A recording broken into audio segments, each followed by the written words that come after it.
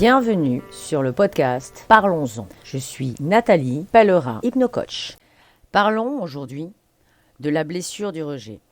C'est une blessure qui est souvent confondue avec la blessure d'abandon. La différence est que l'abandon est un manque d'amour ou une sensation de manque d'amour. Le rejet, c'est le manque de valorisation. Dans le sens, tu ne comptes pas, tu ne sers à rien. Tu n'es pas important. Souvent, l'enfant l'a peut-être juste interprété ou ça peut être une réalité. Il se sent non reconnu par ses parents ou par l'un de ses parents. Cette blessure est très profonde dans le droit et la sensation d'exister, le droit de vivre. Souvent, ces personnes ont un langage du style « Je ne veux pas déranger, je ne vaux rien ». Je ne sers à rien. Je suis moins bien.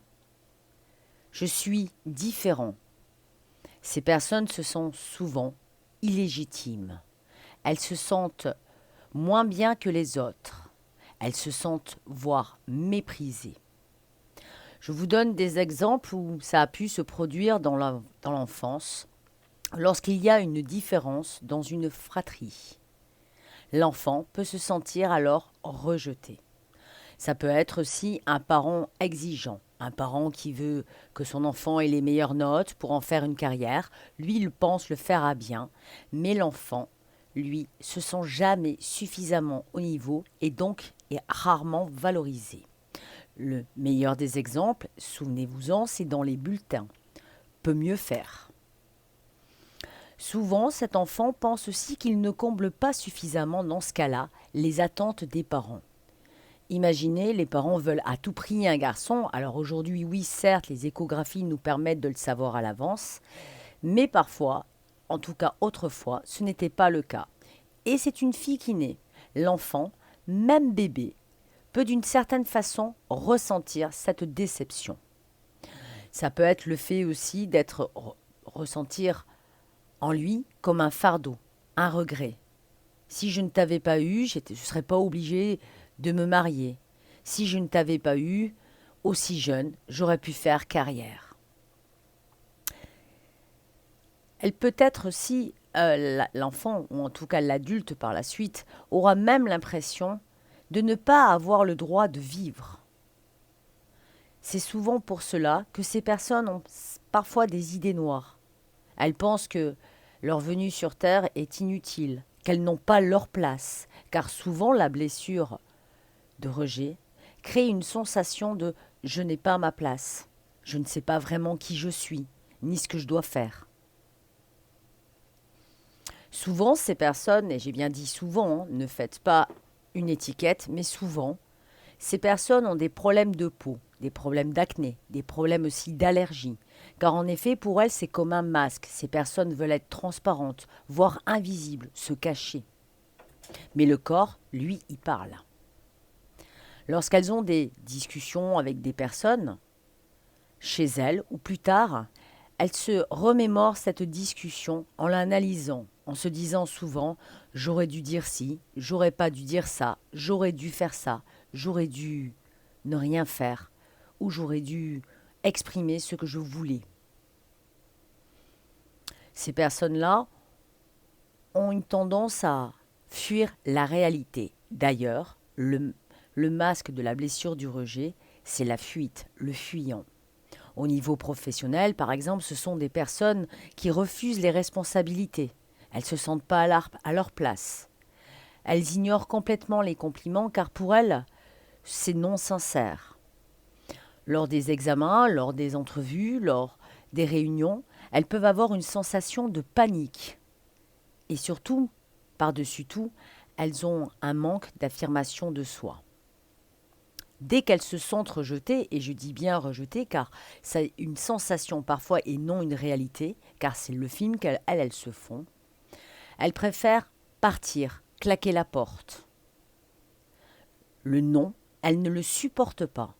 Pour elles, admettons, vous lui dites, elle vous demande demain, veux-tu prendre un café, et vous lui dites, non, demain j'ai un rendez-vous chez le médecin, qui est une priorité pour moi ou mon enfant, cette personne qui a cette blessure-là va le prendre à titre personnel. Non, elle ne veut pas me voir, elle ne veut pas passer du temps avec moi, etc. Ce sont des personnes qui peuvent avoir aussi un comportement timide, souvent en retrait. Toutes les réflexions qu'elles peuvent prendre, elles le prennent comme des critiques, et non pas comme des critiques constructives. Imaginez-le bien.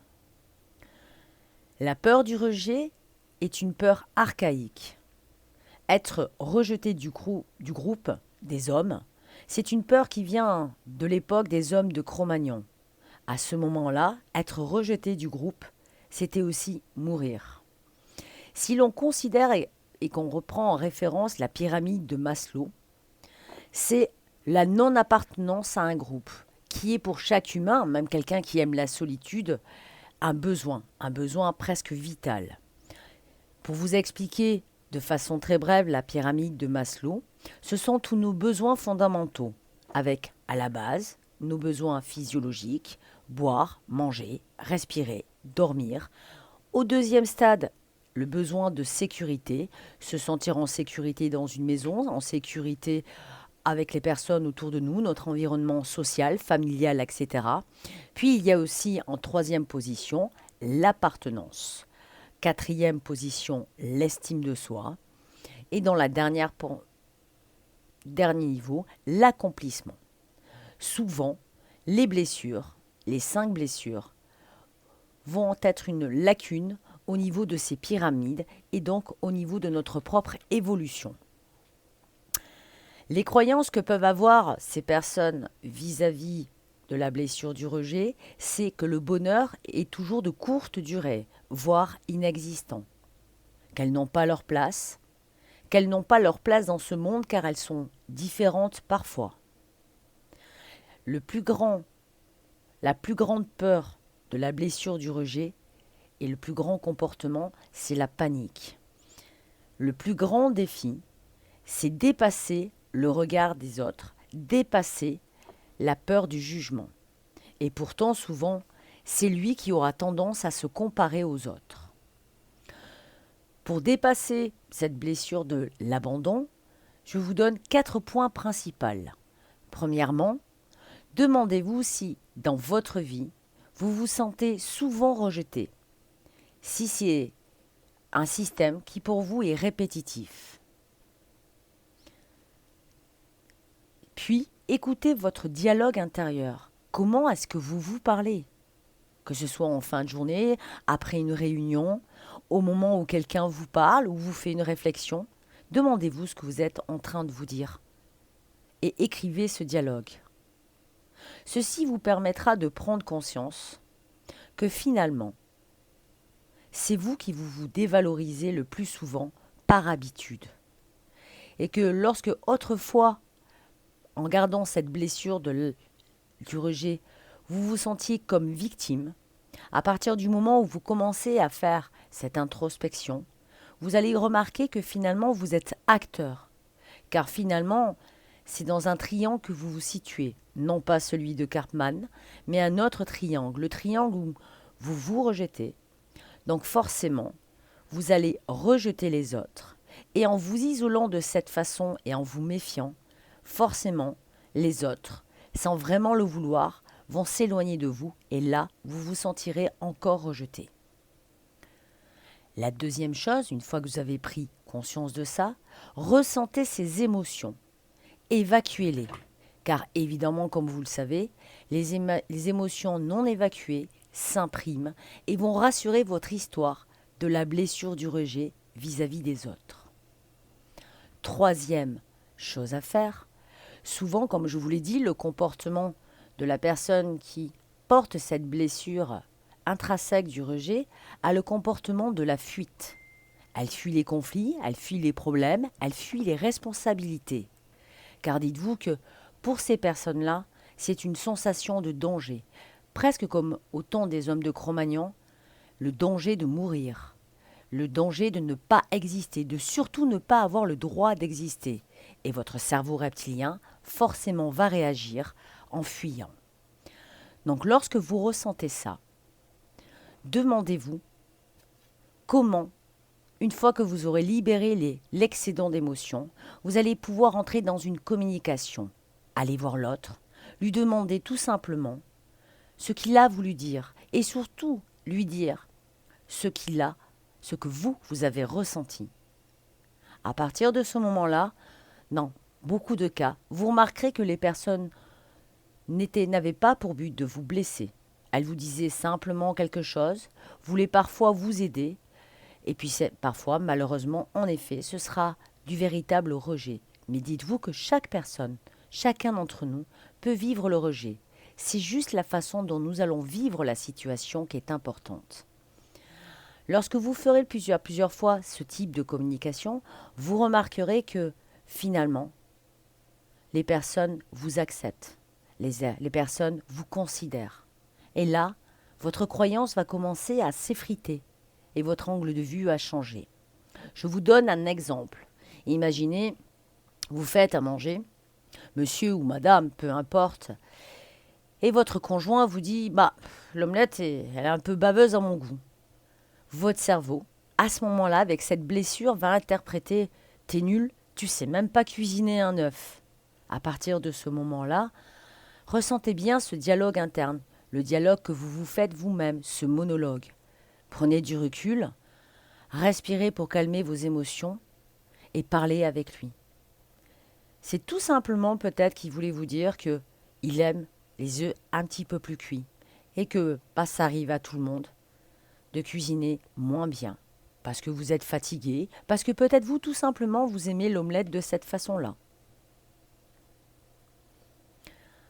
Avant-dernière position, demandez-vous ce que vous avez envie, les plaisirs, les besoins, ce que vous voulez mettre en avant. Car souvent dans les blessures, vous vous oubliez puisque vous vous êtes rejeté vous-même. Vous refusez de vous accepter. Dites aussi et surtout, et c'est un point important, ce que vous n'avez pas envie. Car une personne qui a cette blessure a un problème d'affirmation. Elle ne sait pas dire non car elle a peur d'être rejetée. Amusez-vous pendant une semaine à dire non. Non, je n'ai pas le temps. Non, tout simplement. Vous verrez qu'au début, ça bloquera un peu et petit à petit, ça deviendra presque amusant quand vous sentirez cette sensation de dire non. Si vous vous sentez différent suite à cette blessure du rejet, mais ça, vous ne le savez pas forcément, prenez par exemple l'exemple des enfants dits hypersensibles, souvent et parfois précoces. Ces enfants se sentent différents par rapport à leur âge et leur capacité mentale ou leur ressenti émotionnel. C'est faire prendre à cet enfant conscience de sa singularité, qui en fait aussi sa force, et que rien ne l'empêche de s'adapter aux autres en leur expliquant. Et puis ce sera aussi de lui dire qu'il aura d'autres loisirs que les enfants de son âge, que lui s'intéressera à d'autres domaines, et que d'autres enfants s'intéresseront à leurs jeux, à leurs émissions, et que ce n'est pas pour ça que c'est plus puéril. Ils ont juste une façon de réagir vis-à-vis de la vie différemment de votre enfant. J'espère que que ce podcast vous aura appris certaines choses. Et dites-vous surtout que vous pouvez le dépasser déjà par vous-même en prenant conscience que vous n'êtes plus la victime, mais que vous pouvez redevenir acteur de votre vie. Et que même si vous êtes différent, cela peut en faire une force. Parfois, il y aura besoin, si vraiment il y a eu un rejet réel, ou en tout cas vraiment ressenti, profondément réel, de pouvoir travailler en régression, de pouvoir remarquer que cette vision que vous avez, c'est la vision de l'enfant, non de l'adulte. Ce sera aussi de remarquer la croyance qui se répète à chacune des situations tout au long de votre vie, de remonter jusqu'au point d'origine. Et parfois, même bébé, lorsqu'on travaille en régression, une sensation, une croyance peut revenir. Et c'est de remarquer de façon dissociée, à notre angle de vue, à ce qui vous est arrivé. Une chose importante que j'ai oublié de préciser, comme je vous ai dit, la blessure du rejet, le masque, le comportement, c'est la fuite, le fuyant. Il faut se dire aussi qu'en plus des problèmes de peau, certaines de ces personnes veulent tellement fuir et fuir cette réalité qu'elles détestent ou elles ont l'impression qu'elles n'ont pas leur place que souvent, elles passent par le comportement addictif. L'addiction à l'alcool, à la drogue, au tabac, à toute substance, mais aussi l'addiction parfois aux jeux virtuels. Elles veulent vivre dans un autre monde et finalement, elles s'isolent. Je vous remercie de votre écoute et je vous dis à bientôt pour la prochaine blessure.